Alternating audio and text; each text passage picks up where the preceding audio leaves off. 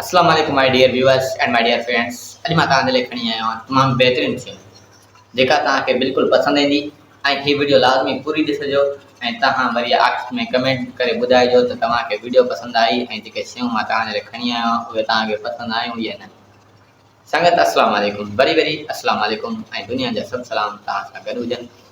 त जीअं घणा माण्हू परेशान थींदा आहिनि त असांखे 3-4 ॿार थी विया आहिनि, हाणे माई खे बि कुझु वक़्तु अचे ऐं माई कुझु परेशान थींदी आहे, लेडीज़ वग़ैरह परेशान थींदियूं आहिनि, उन्हनि जे लाइ अॼु तमामु बहितरीनु शयूं खणी आहियां टेबलेट्स वक़्ते वारियूं।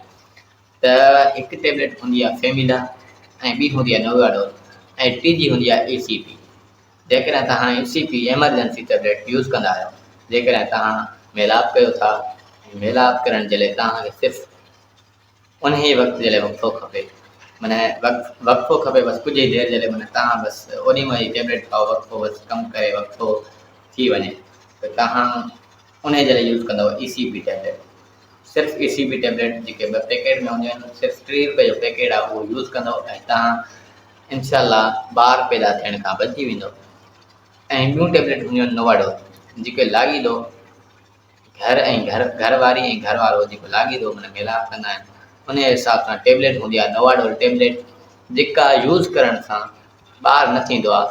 उन खे डेली हिकिड़ी यूज़ कबी आहे टेबलेट राति जो, ऐं जेकॾहिं तव्हां ECP महीने में सिर्फ़ु 2 चकर यूज़ कयो था त तमामु बहितरीनु ॻाल्हि आहे। जे 2 खां वधीक था कयो त तव्हांखे ॿच्चेदानी जी कैंसर थी सघे। कंहिं हद ताईं साइड इफेक्ट इहो आहे, कंहिं हद ताईं